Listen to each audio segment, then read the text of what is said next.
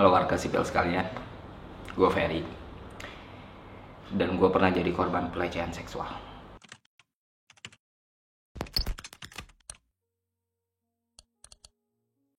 Ya langsung aja, gue mengalami pelecehan seksual itu di usia gue 11 tahun. Di tempat potong rambut, dan pelakunya adalah orang yang motongin rambut gue. Dan dia laki-laki. Kronologinya kurang lebih kayak gini. Waktu lagi motong rambut, si pelaku dengan sengaja meletakkan tangannya di daerah kemaluan gue. Apa reaksi gue waktu itu? Gue diem, Pak. Apa gue menikmati? Enggak sama sekali. Gue shock banget. Otak gue memproses apa yang terjadi sama diri gue. Gue ngerasa kesal, malu, hina, jijik. Semuanya itu bercampur jadi satu. Kenapa gak ngelawan? Kenapa gak berontak? Kenapa gak teriak? Mudah memang kalau kita bukan korbannya ya. Tapi ketika kita merasakannya langsung, ternyata nggak segampang itu, cuy. Gue ngerasa tubuh gue waktu itu kaku. Nggak bisa gerakin tangan gue, nggak bisa gerakin mulut gue bungkam. Kurang lebih rasanya kayak ketindihan lah, atau sleep paralysis. Akhirnya gue mencoba mengumpulkan semua keberanian gue menepis tangan si pelaku dan langsung kabur, lari, gitu aja. Sampai di rumah gue ngurung diri, gue ngerasa stres, gue ngerasa hina, gue ngerasa jijik. Tapi di satu sisi gue ngerasa bingung. Gue bingung mau cerita ke siapa. Gue bingung mau ngadu ke siapa. Gue takut orang lain tahu. Gue takut diejek. Gue takut dihina. Gue takut dikecilkan karena jadi korban. Akhirnya gue putusin untuk nyimpan cerita itu sendiri. Ya. Dan setelah gue bertambah dewasa, setelah gue mulai berpikir, gue sadar kalau itu adalah sebuah kekeliruan. Karena butuh bertahun-tahun buat gue untuk benar-benar pulih dari kejadian tersebut. Kejadian itu berulang, gue bayangin kayak kaset kusut yang terus diputar di otak dan memori gue. Dan percayalah teman-teman, rasanya pahit dan menyakitkan. Gue bisa bilang mungkin sekarang gue udah pulih, mungkin sekarang gue udah bisa move on. Tapi di luar sana masih banyak orang-orang yang mungkin merasakan hal yang sama dengan gue, menderita trauma yang sama, harus mengalami pelecehan yang sama, yang mungkin dampaknya secara fisik maupun mental lebih besar dari gue. Rasa sakit dan pahitnya mungkin lebih dalam dari gue, terutama kaum perempuan sebagai pihak yang paling sering menjadi korban dalam tindak kekerasan dan pelecehan seksual.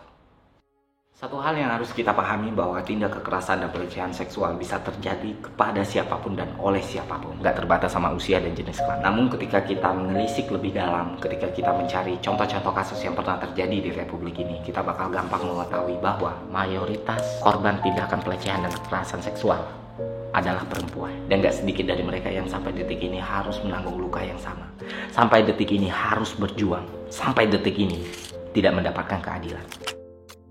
Dalam menanggapi isu ini ada satu unsur yang harus kita kedepankan, yaitu unsur konsensual. Artinya ketika ada pihak yang dipaksa kehendaknya di situ, maka hal tersebut bisa kita kategorikan sebagai bentuk pelecehan. Karena konsensual tadi, maka bentuk pelecehan seksual itu sangat-sangat luas, Pak. Dia nggak terbatas sama sentuhan fisik atau interaksi langsung.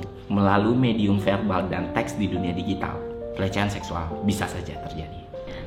Jadi waktu itu aku upload sebuah foto di sosial media pribadi aku. Terus ada orang yang berkomentar, dia bilang, waduh, takut, bingung, sedih, karena saya pikir salahnya di mana gitu. Yang jelas saya langsung konfront waktu itu. Takut banget karena saya pikir, oh saya sekarang kalau berpakaian tuh saya harus melalui validasi orang lain. Terus pada saat saya post itu di sosial media saya lagi, ternyata menimbulkan banyak sekali respon dari teman-teman perempuan yang juga mengalami hal yang serupa gitu. Walaupun mungkin kasus yang lain tuh bukan di digital tapi langsung dialami. Banyak yang cerita bahwa saat kecil dia pernah dilecehkan sama keluarga dekatnya, sama tetangganya, sama temennya. Cuma memang bertahun-tahun mereka simpan karena memang ngerasa nggak aman untuk buka suara. Dan mungkin mereka nggak punya media atau teman atau apa ya, sarana untuk mereka untuk bisa luapkan apa yang terjadi sama mereka bertahun-tahun lalu dari zaman mereka kecil. Sebebas itu kan nggak bisa semua orang terbuka juga ya, Mas. Jadi di situ mereka banyak banget, yang saya paling highlight itu banyak banget orang yang ngomong kayak, ini pertama kalinya saya buka cerita ini lagi, atau ini pertama kalinya saya share ini sama orang lain. Yang seperti itu berarti kan sebenarnya banyak sekali yang alami perempuan ini, tapi ya memang gak speak up aja, bukan berarti gak ada pelecehan. Kalimat-kalimat tadi itu adalah salah satu bentuk logical fallacy yang paling menyedihkan yang pernah gue dengar. Dan sayangnya banyak orang mengamini hal tersebut. Banyak orang yang percaya faktor utama penyebab kekerasan dan pelecehan seksual adalah pakaian dan atribut korban. Seakan-akan kalau semua orang di dunia ini berpakaian tertutup, maka pelecehan dan kekerasan seksual gak akan terjadi.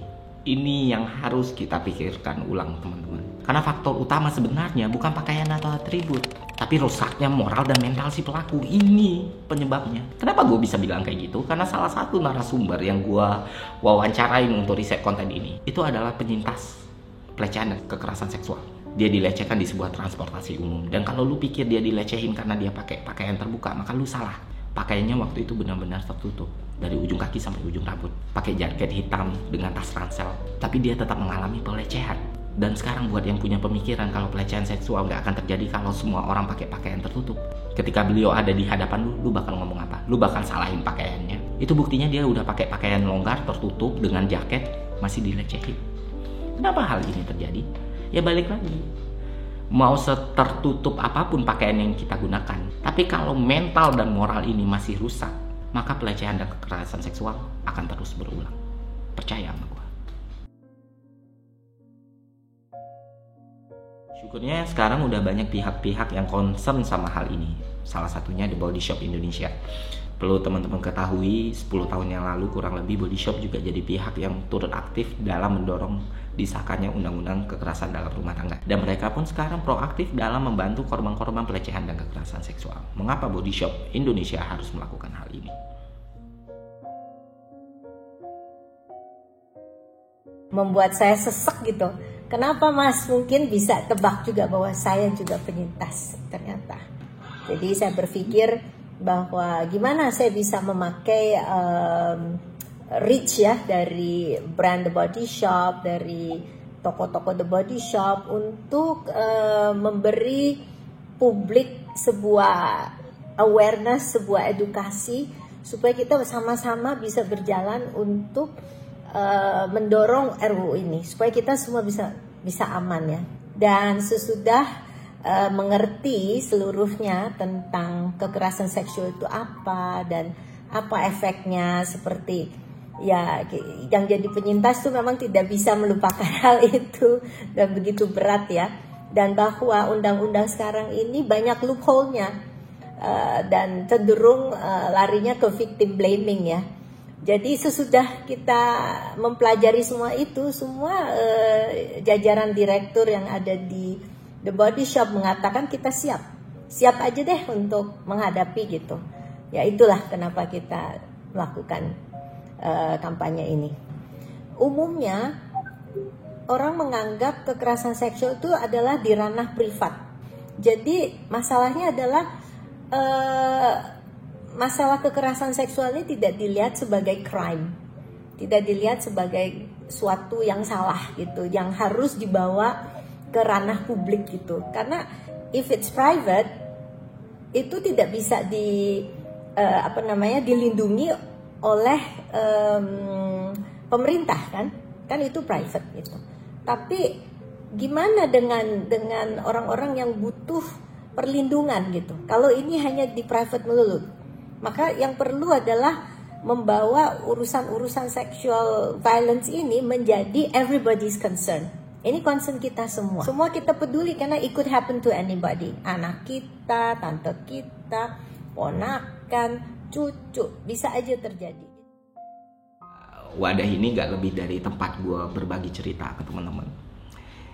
Berbagi perspektif, berbagi pengalaman, dan bahkan berbagi ketakutan gue. Sebagai anak dari seorang perempuan, sebagai saudara laki-laki dari seorang perempuan, sebagai suami dari seorang perempuan, dan sebagai bapak dari seorang anak perempuan. Ya, gue takut. Gue gak selamanya hidup. Dan gue gak bisa menjamin kalau gue akan selalu bisa melindungi orang-orang terdekat gue. Gue butuh sesuatu yang lebih melindungi, sesuatu yang lebih tegas, sesuatu yang bisa memberikan gue rasa nyaman dan aman gitu, untuk diri gue dan orang-orang di sekeliling gue. Sebenarnya banyak banget hal yang pengen gue utarakan ke teman-teman, tapi di satu sisi gue sadar gue belum punya kompetensi yang cukup. Gue masih harus belajar. Nah, buat teman-teman yang mungkin punya concern yang sama dengan gue, di bawah udah gue kasih link Itu isinya materi-materi soal kekerasan seksual, dibuat sama The Body Shop Indonesia. Jadi The Body Shop Indonesia udah bikin sebuah materi yang komprehensif soal detail kekerasan seksual. Di situ teman-teman bisa baca. Kalau materi itu nggak cukup, di bawah juga gue udah kasih video webinar yang membahas tentang kekerasan dan pelecehan seksual, yang mana narasumbernya para ahli-ahli di bidangnya. Jadi mereka berbagi pandangan tentang kekerasan dan pelecehan seksual. Oke, sekian dari gue. Semoga konten ini bermanfaat. Sampai jumpa di konten selanjutnya.